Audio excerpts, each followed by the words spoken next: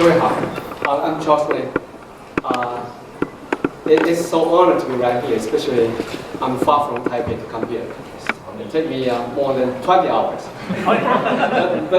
but it is worth it, I think. Especially I have and this morning I have the Allen's and very exciting keynote.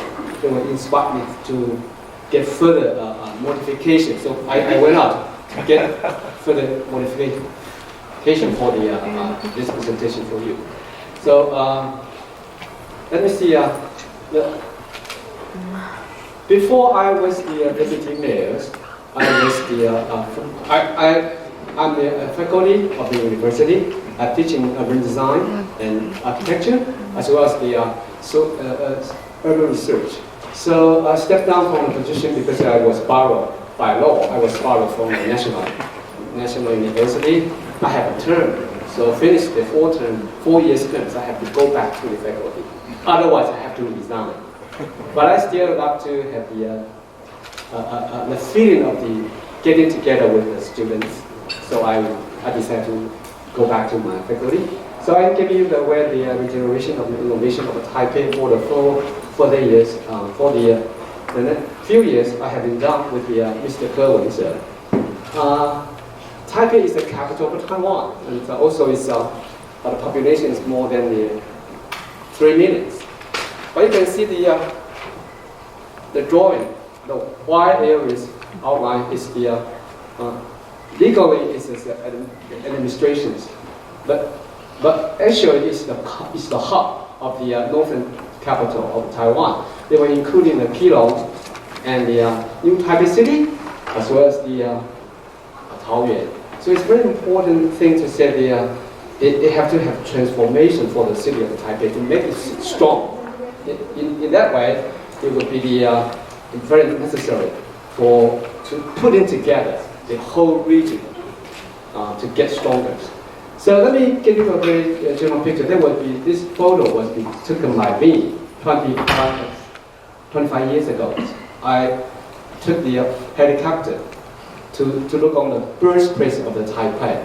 Maybe some of you come from Taiwan, you can recognize this as the Wanhua and the river, Mother River Danshui-he, and this is the years of 1995. Looking at this, in the years of 1980, Mr. Li Denghui,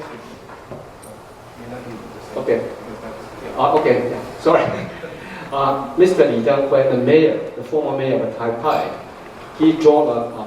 he made a decision and to remove the city hall from the west end to the east end.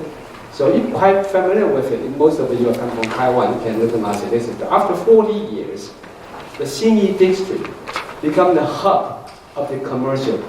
So it's a new center compared with the old one. But you cannot imagine that. It's just less than 20 years. Neihu, high-tech park, booming up. It's by ways of the city planning. And it right now becomes the hub of high-tech of the Taiwan. But the most important thing is the real core part of the city. Most of the science park is outbound of the city, but this is the inside of the city. So the city enjoys the GDP increase, but also suffering from the traffic. Because this place is out of the planning, we don't provide the residentials.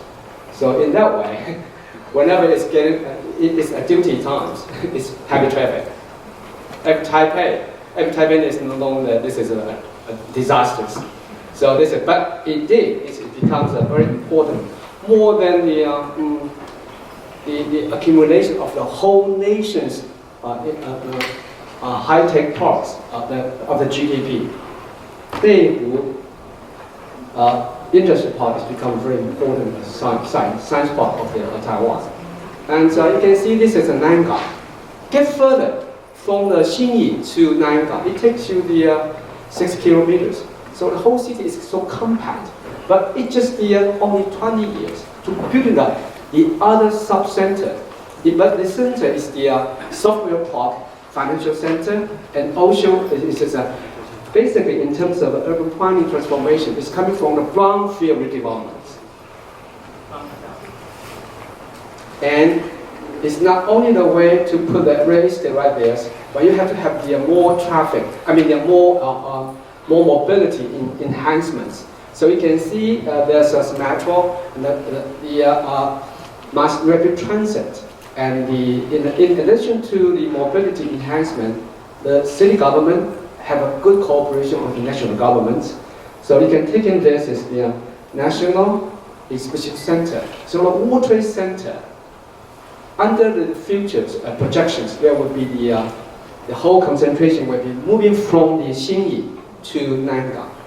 So the Nangang becomes a new subsector.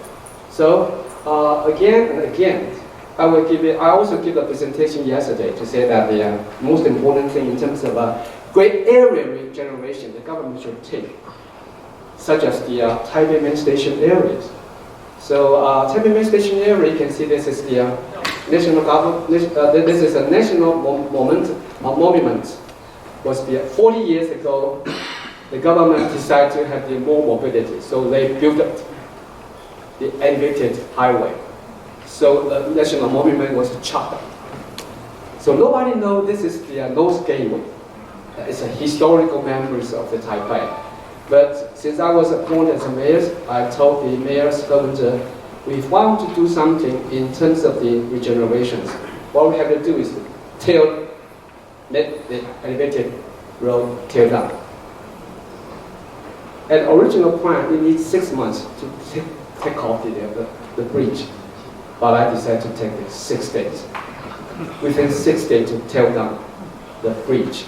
And then you need to have an urban design landscapes coming in. It's a new urbanism, people-centric. It's not a way to fit for the automobile, but it's the way to bring back the people on the street to look at the new possibility of the new future of the city.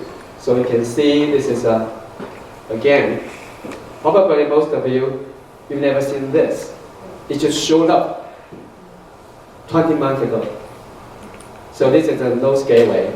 And I insist, people surrounding, do not have to underpass to get there. It's much easier for the people to get across the road safely, to touch the national monuments, and to look at the new generation of the new regeneration of the Taipei main station area. So there will be the projection, Taipei Post Office, Taipei Youju. Remain, preserve it, but behind the Taipei Post Office will be a new building for the National Financial Center. And it will build up again to the new image of the Taipei. So I want to say this is an accumulation process. It's a development process. After more than 70 years, the urban developments, you can see the form of the Taipei has been transformed and from a single core to multi-centric models. And it's not only the way for the real estate, but the multi-centric pattern development can be attributed to the increased mobility of the city. If we don't have the mobility, I don't think they will become this way. So mobility is the first infrastructure that mainly due to the Taipei's investment in underground rail transport infrastructure and the network structures of the metro system for more than 30, there will be actually to say that 33 years. And it did make a lot of change of the Taipei because of the mobility. So you can see this is the map of the metro. You can also reach from the internet. But this is according to my study, my personal urban design study. After 30 years, the underground of the railroad is not only, in addition to the railroad underground projects, the city also promote the subway system. One is the traditional railroad underground, the other is the high-speed rail, and so it becomes this way. From the west to the east, is developing the Taipei creative corridor. In spite of that, it's a district, but it's a whole city become a district of the innovations. I think it's a very important thing because we have a mobility enhancement that way. So this is another joy I'm saying. I have my students and my research teams to look on this. So it took me more than 3 years to mapping the innovative startup, even though it's small entrepreneurial shops. Even though this is a young startup, I would love to have my research team to draw it out, mapping out.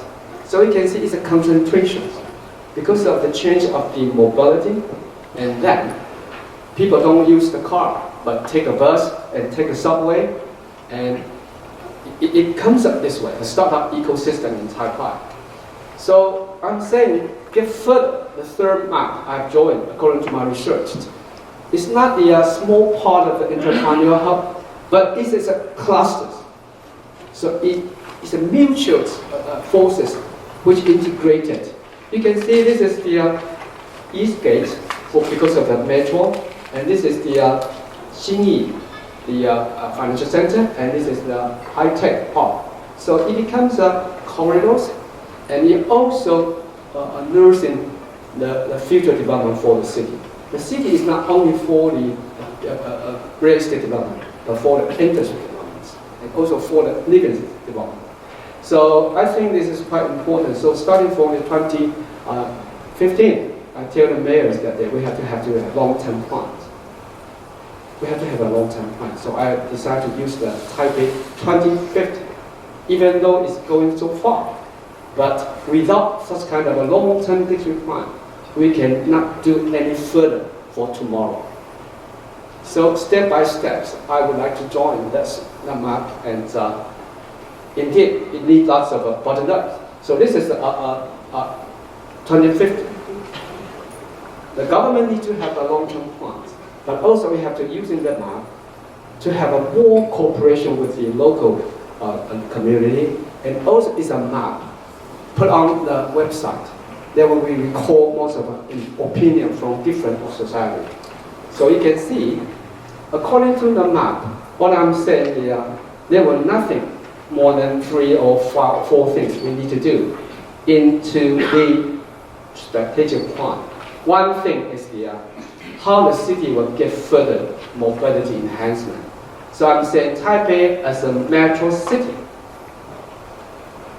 You can see this is the right now in service metro. Right now the whole mileage is come to the 136 kilometers. But for the next 20 years, it should be come up to 270 kilometers. So this is a plan we want to have. This plans. Let me see you this. It can be this way. This is the most important thing for the next 10 or 20 years. Taipei need an MRT circular line projects. So that will be including the core function of the capital areas. So according to this, you can see most of the transportation corridors are outbound. But somehow right now in Taipei, we are doing that integrate as a whole circle line, a circular line. Quite similar to your rail line in Atlanta. But this is very important, a new tunnel to all together, all the between the city of Taipei and New Taipei City. So you can see, get further, if you are zooming out, you can see the yellow part. It's a real Taipei, but it will be increasingly to get more integration among the 4 cities. They will be including the Keelung harbors and the Taoyuan airport. So it becomes a hub. So that would be the most important thing for the Vision 2050 for the first infrastructure. But I'm not talking too much about the infrastructure. It just matters infrastructure. But I'm talking about the other thing is in addition to the infrastructure of the mobility, the city needs to focus on how the city can further to help foster the industrial development in Taipei. So this is I want to say that the city needs to place more emphasis on the support of the startup and ecosystem. And also we have to provide young people with a native or foreign with the entrepreneurial support. The public housing will be necessary. But somehow, some places of the owned by the city government should be open for those the young startup to build up more possibility. So you can see according to the government's research that the three categories of advanced industry in Taipei will be including the ICT and IoT. The other is the biotech industry. The third one is the emerging new technologies. So you can see this on the map. Before I step down, I decided to give approval by the mayor office. There will be 22 incubation bases owned by the government, but it should be run by the private. So you can see the very important thing is not the district, it's the whole system to put the necessity for the incubation basis for entrepreneurs in Taipei. So this is the case I want to show you that,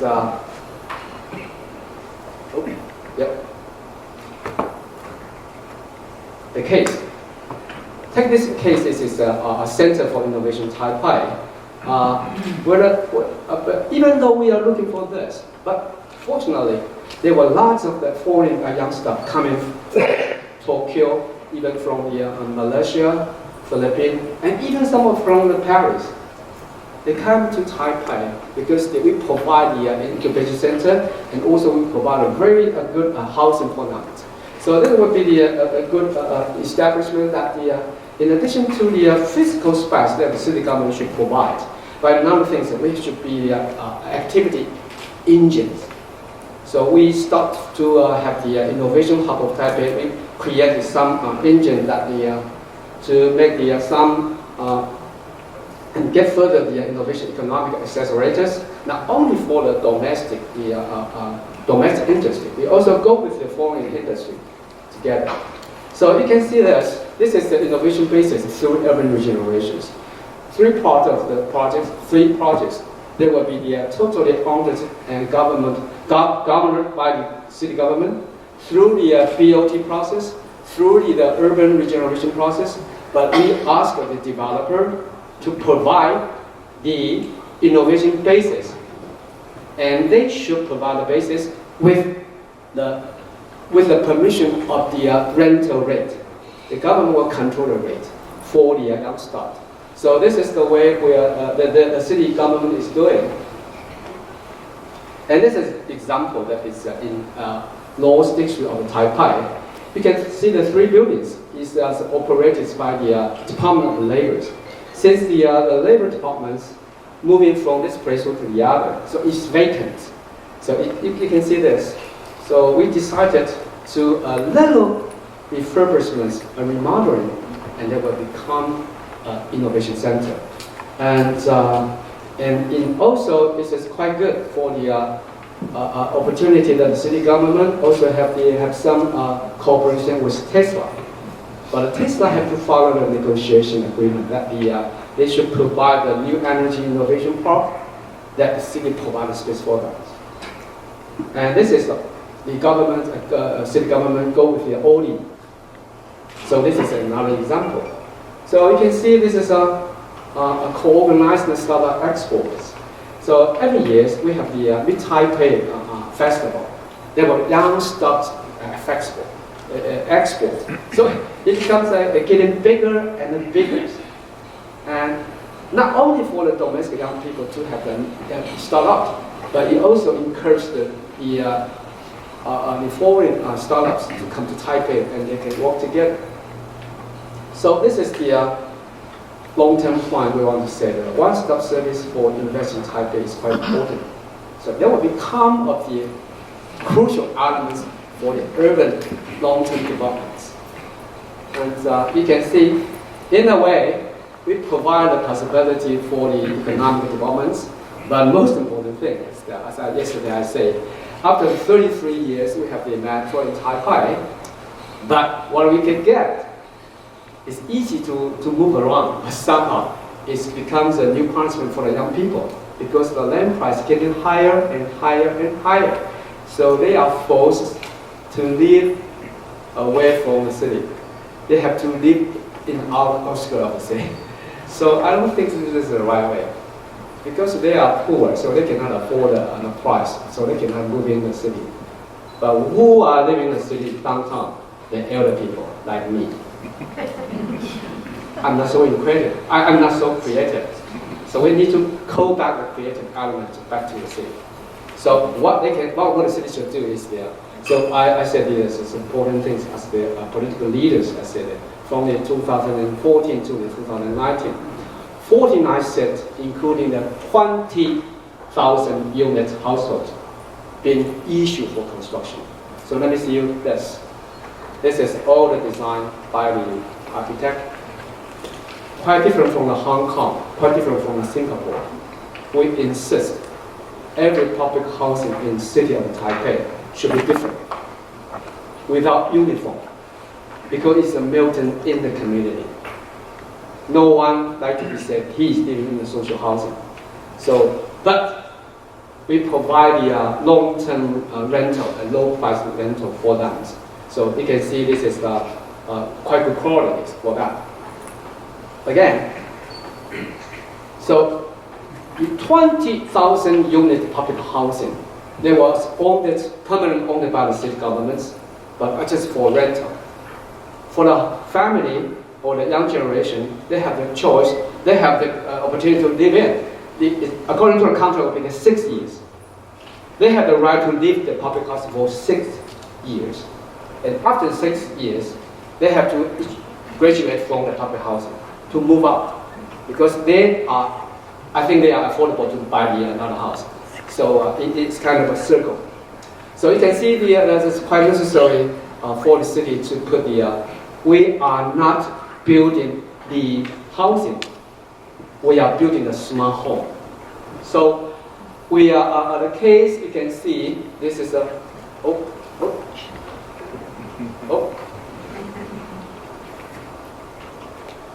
This is under constructions, and after 4 years, there were 20,000 units with the smart equipment repairs. And you can see some of that is coming up. Public housing creates a new ways of living. It's a mixed use, and also it's a mixed social inclusion process. It's not only for the young people, the elder people also welcome to be in the right fields. And most important thing to me, public housing is a new ways of regeneration.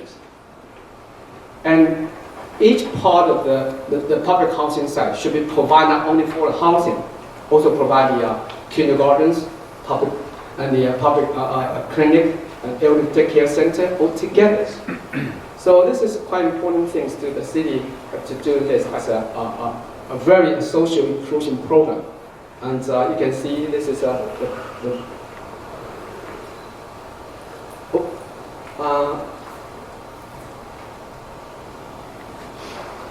each unit also will be welcome to have a piece of a vertical garden on the roof. They are encouraged as a social inclusion process. They have the right to have a piece of a vertical garden to use it, and they can grow up the vegetables, and they can get more social engagement on that. You can see in the middle, there will be the Huang Dazhou, the former mayor Huang Dazhou. He becomes the public housing programs director. The advisor for me. So we work together, and he was so like to have this kind of program. So you can see it's not only for the young people. This is the elder people, but the elder people is not live alone. They live with the children, with the young people all together. Taking this project for example, there were 3 buildings, and one for specific for elder people with high technology applications. And also it provides remote daycare systems, but they have to pay. They have to pay. And you can see this is a real project is going on, and the street levels houses will be used as the kindergartens, convenience stores, and as well as the library. And so this is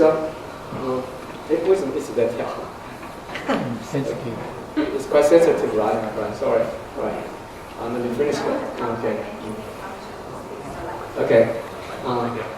Yep. So it will come to an end. But as a long-term plan, we are focused on the mobility, but we also focus for the social housing. But the third part is we should make the city small. So Taipei is a core city and many crucial global ICT vendors. You can name it, ASUS, ASUS. They all focus they all live in Taipei, the headquarters in Taipei. So that would be the good advantage for the city. So it also driven Taipei to implement the small city agendas in which in networking. So starting from 2015, I said there were main three strategies for promoting a small city. A smart Taipei program would be the underlined with the 3 P's. First thing is the government should be as a platform. The second strategy is that the city as a living art. We should open for the living art. The third thing is smart city for open innovations. So according to that, you can see Taipei has prioritized investment in smart transportation, smart cares, smart public housing, smart education, smart finance, and forces initiative to lay out the structure of the smart city. So it becomes that if the government don't join in the program, I don't think that the smart city will go further. That's my philosophy. If the government can do nothing on this, step from the steps, the smart city cannot be created. So, but it's very dangerous for the city to control the smart city. By the way, we have to open-minded. So this is the philosophy for the years I have done. You can see this is recently one gentleman told me how the city to have a clean air over there to prevent the air pollution. One of the solutions is the smart city. We use the 3U green sharing transportation. We have a U-bike, we have a U-motor program, and we have a U-car.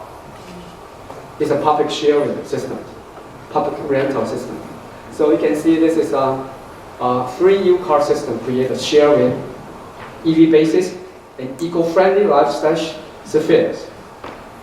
I really strongly recommend all of you, if you have an opportunity to visit Taipei, it's quite different. And you should have the experience of using the 3U systems. You can see I'm in the middle, and use scooter. This is a scooter. It's quite different from what you said, scooter. This is a scooter in Taipei, in the middle. It's a really motorcycle. But you don't have to buy it. You just become a member of that. So right now it's come up the U system for Taipei is quite frequently. And because of the basement of the metro city, so you have to have a last mile and the first mile to work together. So it becomes a fashion. Look on this. It's a fashion. The young people as a leader to using the 3U system. They don't want to use the automobiles. They want to have a bike. They take a bus. They also go to the subways, metro, and then they use the e-scooter. Taking the e-scooter, there will be more than 3,500 scooters around the city in Taipei. And the first 30 minutes, it takes you. It takes 1 minute for $1 NT dollars. 1 minute, $1 NT dollars. And taking this, the bike system, starting from 2009, right now in 2019, after 10 years experience, the model of the U-bike becomes an exported product service to Vietnam, to Philippines, even to mainland China. So the young people is the leader using this way. And right now there were more than 400 stations in Taipei, and more than 13,000 vehicles of the bike. They totally made in Taiwan. Giant. Okay.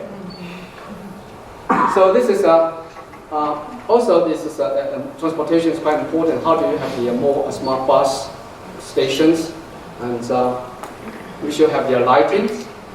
As Alan said, they were very critical element for the 5G test. They have to have the compulsory have the right to use the public light. Otherwise, they don't have the smart lighting, and they can have the small cells to integrate as a one. So you can see this is autonomous vehicles. We have the metro system. We also have the exclusive bus line, integrated all together. So this is a good test for the city of Taipei to implement the autonomous. And the vendors, they collect data, they collect experience. Not only for the physical data, they have to have the social data. So Taipei is open for them.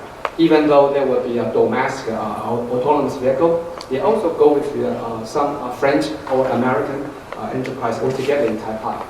So this is the maybe my next presentation, Professor Cai Yichang, he will go further about autonomous vehicles in Taipei. So this is very important things that we become a test bed for the industry development. So this is the IDC awards. The Taipei have been chosen as the Asia Pacific Awards of Smart City in terms of transportation. And the public housing, as I'm saying, till now, there were more than 100 billion NT dollars invest for the 20,000 units. Let me say that. I put other 3% of the 100 billion NT dollars, extra 3% to implement the application of technology. So we also go with the Minister of Economy. We also go with the Minister of the Science. Altogether, it cannot be done by local government only. We should go for the cooperation with the central government altogether. So you can see the focus on the smart city will be the smart housing will be smart meters, smart grids, smart parking, and smart services. So this is right now on the constructions, and also the people right now enjoy using the public housing. And get further, this is education. We are looking on not only Taiwan, we are looking at all the overseas Chinese society, including the mainland China. We provide crossing learning barriers. So there will be the small education, having city, having using lots of the internet for education. So, and there will be a smart cares. City government of Taipei also is the biggest hospital ownership. So we have to have the upgrade of the service of the municipal service of the medical service.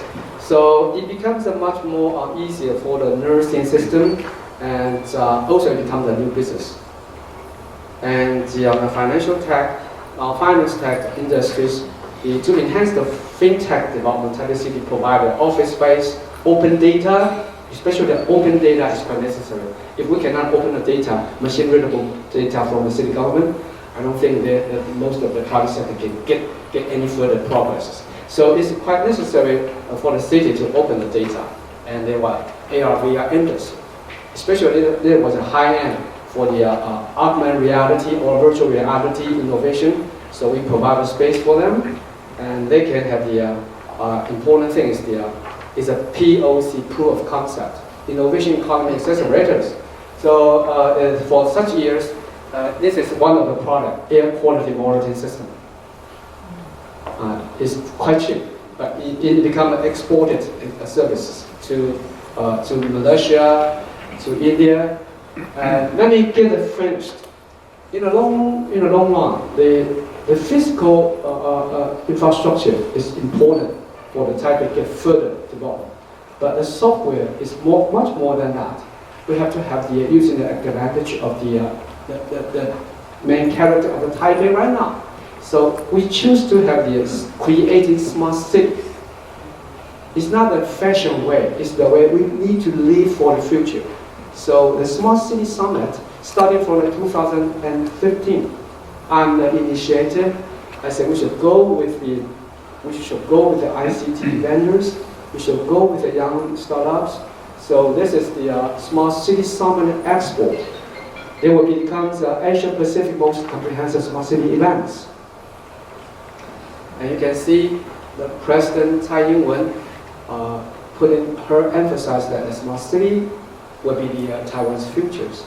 So every year, city government of Taipei become the organizers and we go with the Taipei Computer Associations, and most of them, they were the delegation of the ICT vendor, international ICT vendor, all together in Taipei. So this is the 2018, this is 2019, and also Mayor Summit. On Taipei's behalf, I sincerely invite the delegation of Atlanta and all of you to visit Taipei, the Small City Summit. There will be there every March in Taipei. Compared with the Taipei Computex, they were the biggest one in Taiwan, and also in Asia. So you can see lots of mayors together. Atlanta, I think that Taipei also will send an invitation to the mayors of Atlanta, invite all the delegation to Taipei. So you can see, get further. I'm also the initiator that we should go smart.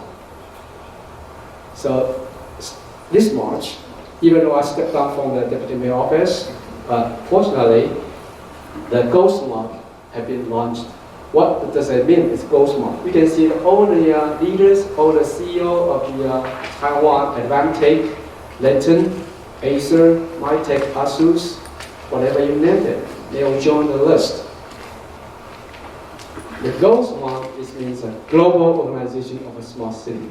The secretariat was built up in Taipei. So it's getting bigger and bigger. So behind that, there will be the global organization of smart city, or looking forward to other vision. There will be exchange and World Trade Center or World Trade System altogether. So the vision of the Go Smart will be forming a global smart city network and accelerating the development of the smart city for the benefit of the all citizens. So this is my last part. 2020 Summit and Expo in Taipei will be March 24th to the 27th. And I should see you in Taipei. And again, it's much appreciation of my appreciation that I can come to Atlanta, even though this is the first time. But I learned lots from you.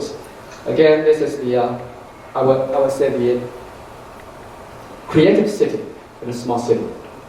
As I have heard all the keynote by the two ladies and gentlemen, I learned that in there. So creative, we are looking for a creative city and small city.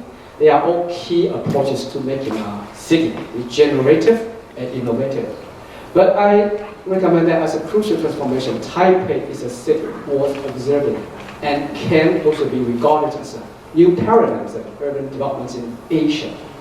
So I provide a text of Asia, Taipei as an example to you. With that, thank you.